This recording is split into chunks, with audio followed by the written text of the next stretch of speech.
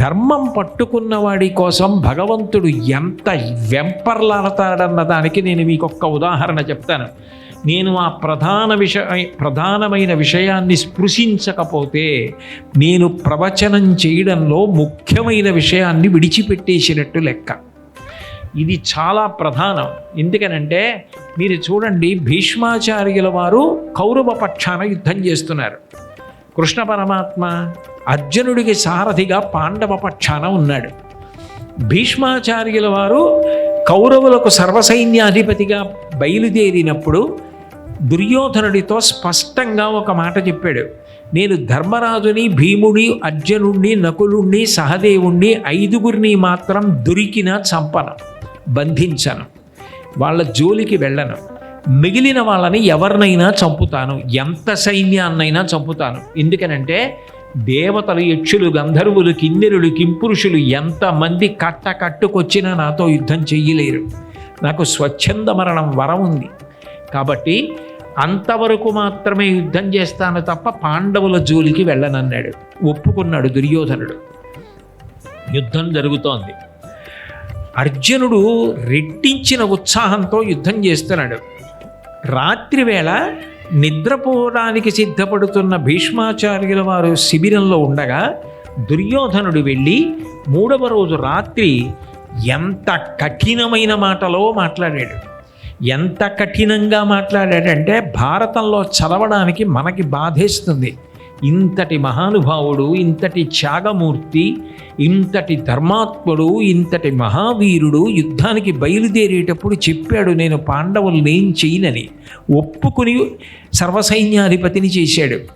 ఇవాళ నువ్వు పక్షపాతంతో యుద్ధం చేస్తున్నావు, నీ శక్తికి తగినట్టు చెయ్యట్లేదని భీష్ముణ్ణి ఎంత నిందించి మాట్లాడాడు. మాట్లాడితే తర్వాతి రోజు భీష్మాచార్యుల వారు యుద్ధానికి వచ్చారు. అందరికన్నా మనసు బాగా గాయపడిన వాడెవరంటే కృష్ణ పరమాత్మ. ఎందుకనంటే భీష్ముణ్ణి దుర్యోధనుడు నిందించాడు.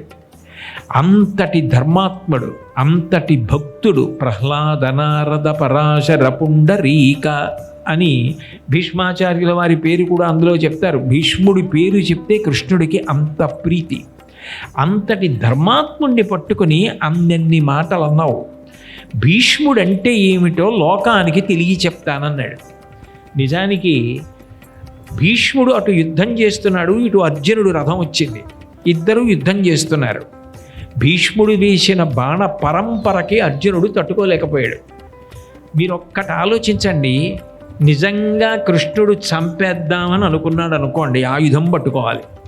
కానీ కృష్ణుడు ప్రతిజ్ఞ చేశాడు యుద్ధానికి ముందు, నేను ఆయుధం పట్టను అని ప్రతిజ్ఞ చేశాడు. ఇప్పుడు ఆయుధం పడితే భగవంతుడే మాట తప్పినట్టు. భగవంతుడంతటి వాడు మాట తప్పి ఆయుధం పట్టుకోవలసిన పరిస్థితి వచ్చింది భీష్ముడు యుద్ధం చేస్తే అన్న కీర్తి భీష్ముడికి కట్టపెట్టడం కోసం ఆయుధం పట్టుకొని రథం మించి దూకేసి భీష్ముడి మీదకి వెళ్ళాడు.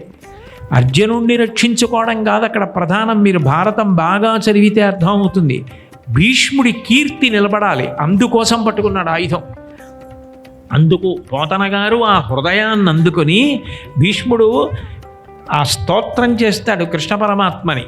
అందులో కృష్ణస్థుతిలో అంటాడు, కుప్పించి ఎగసిన కుండలంబుల కాంతి గగనభాగం బెల్ల కప్పికొనగా ఉరికిన నోర్వక ఉదరంబులోనున్న జగముల వ్రేగున జగతి కదుల చక్రంబు చేబట్టి చనుదెంచురయమున పైనున్న పచ్చని పటముజార నమ్మితినాలావు నగుబాటు చేయకు మన్నింపుమని కీర్తి మన్నింపుమని క్రీడి మరల దిగువ కరికి లంఘించు సింహంబు కరణి మెరసి నీడు భీష్ముని చంపుదు నిన్ను కాకు విడువు మర్జున యటంచు మద్ది శిఖవృష్టి తెరలి చనుదించు దేవుండు దిక్కు నాకు అని చెప్పుకున్నాడు.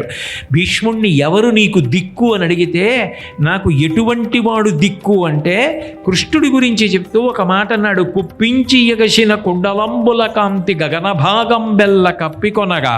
నేను అర్జునుడితో యుద్ధం చేసేటప్పుడు నేను బాణములు ప్రయోగిస్తుంటే అర్జునుడు తట్టుకోలేకపోతే కృష్ణ పరమాత్మ సారథ్యం చేస్తున్నవాడు రథం మించి ఒక్కసారి ఎగిరి కిందకి దూకితే కృష్ణ పరమాత్మ యొక్క కడుపులో ఉన్న లోకములన్నీ కదిలిపోయాయి.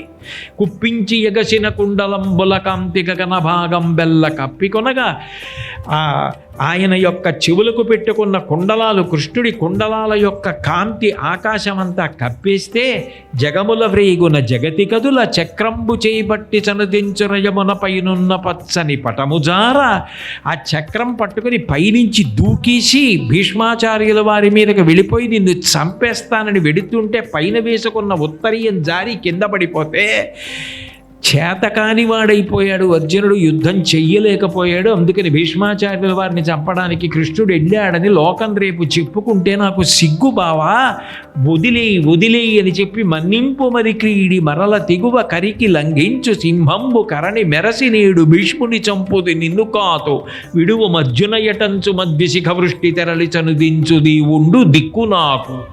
నన్ను చంపేస్తానని చక్రం పట్టుకుని ఆ రోజున నా రథం దగ్గరికి పరిగెత్తుకొచ్చినటువంటి కృష్ణ పరమాత్మ ఉన్నాడే, ఆయన నాకు దిక్కని చెప్పుకున్నాడు భీష్ముడు.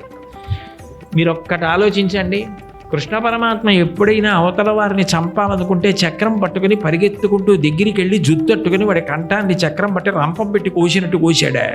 శిశుపాలుడిని చంపవలసి వచ్చినా, నరకాసురుడిని చంపవలసిన సుదర్శన చక్రాన్ని విడిచిపెడతాడంతే.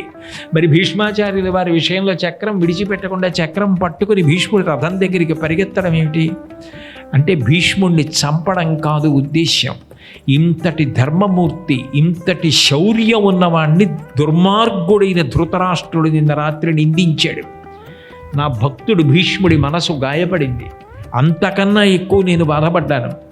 నా ప్రతిజ్ఞ వమ్మైపోతే పోని, కృష్ణుడు ఆయుధం పట్టను అన్న ప్రతిజ్ఞ విడిచిపెట్టేసి ఆయుధం పట్టాడన్న అపకీర్తి నాకు వస్తే రాని.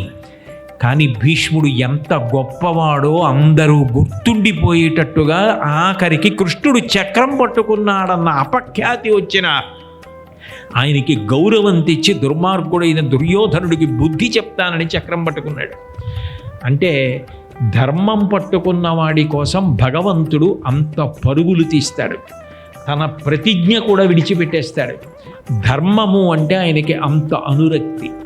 అటువంటి ధర్మమును అనుష్ఠించవలసిన వాడు ఎవరు అంటే నరుడే.